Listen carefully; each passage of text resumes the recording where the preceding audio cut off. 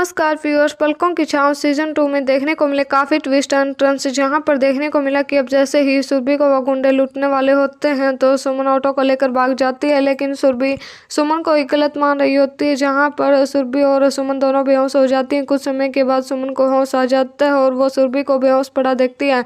फिर सोचने लग जाती है अगर ये सामान माँ जी के पास नहीं होगा तो फिर ये गुंडे उसे कुछ नहीं कहेंगे। तो वहीं पर सामान लेकर भाग जाती है। वो गुंडे उस ऑटो को खड़ा कर देते हैं। तो वहीं पर फिर से सुमन आ जाती है, जहाँ पर फिर से उस ऑटो को लेकर चली जाती है और जो ये सुरभि देवी होती है इसे हॉस्पिटल लेकर चली जाती है। और जैसे ही सुरभि देवी को होश आता है तो एकदम से गंगा घाट मंदिर में पहुंचने लगती है। तो वहीं पर सुमन उसका पीछा कर रही होती है, वो भी उसके पीछे एक ऑटो से जा रही होती है। और जैसे ही सुरभि देवी वहां पर पहुंचती है तो सगाई टूट चुकी होती है, जहां पर उसे काफ़ी कुछ सुनने को भी मिलता है। जो ससुर जी होते हैं उसे बहुत ज़्यादा सुना देते हैं और सारा इल्ज़ाम उसके ऊपर डाल दिया जाता है और उसकी एक बात भी नहीं सुनते हैं कि उसके साथ क्या कुछ हुआ और क्यों इतनी लेट हो गई। तो वहीं पर उसकी ममता पर भी सवाल उठाया जाता है, जहाँ पर जो सुरभि देवी होती है वो पूरी तरह टूट चुकी होती है।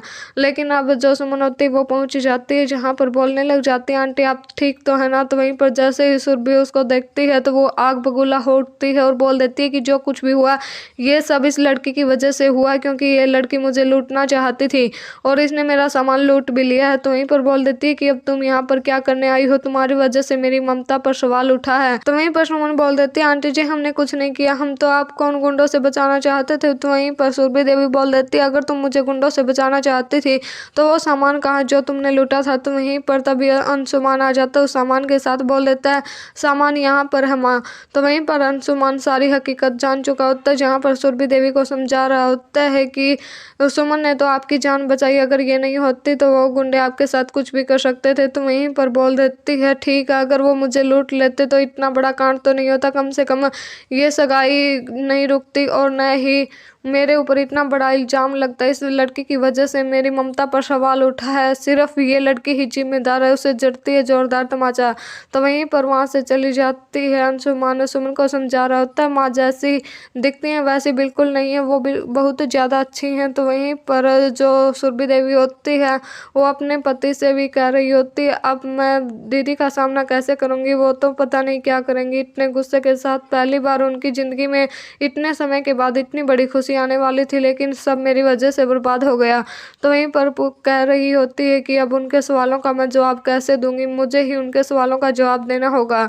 तो वहीं पर जैसे ही पूरा परिवार वहां पर पहुंचता है और जैसे ही जो सुरभि देवी होती है वो दहलीज पार करने वाली होती है तभी ताई जी कहती हैं ये चौखट लांघने से पहले वो दिन याद कर लेना सुरभि जब तुम पहली बार इस चौखट को लांघ कर घर के अंदर पहला कदम रखा था।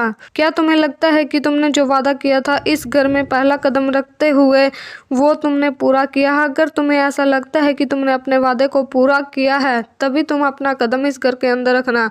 तो वहीं पर सुरभि देवी काफ़ी ज़्यादा डरी सहमी होती है, लेकिन वो कुछ नहीं कर सकती है। जैसे ही घर के अंदर आती है तो वहीं पर फिर से जो ताई जी होती हैं वो बहुत कुछ सुनाने लग जाती हैं। उन्हें बोल देती हैं कि अब जो आरती है वो अनाथ है तो वो अनाथ की ज़िंदगी ही जिएगी। तो वहीं पर आरती के साथ भी बहुत कुछ गलत होते हुए नजर आएगा। तो देखना काफ़ी दिलचस्प होने वाला है, जहाँ पर जो सुमन होती है वो ठान लेती है नाना जी चाहे कुछ भी हो जाए मुझे माँ जी की मदद करनी होगी, उन आंटी की मदद करनी होगी, क्योंकि मेरी वजह से उनकी ममता पर सवाल उठा है। तो वहीं पर बोल देती है जो कुछ मैंने गलती की है उसे मैं ही सुधारूंगी।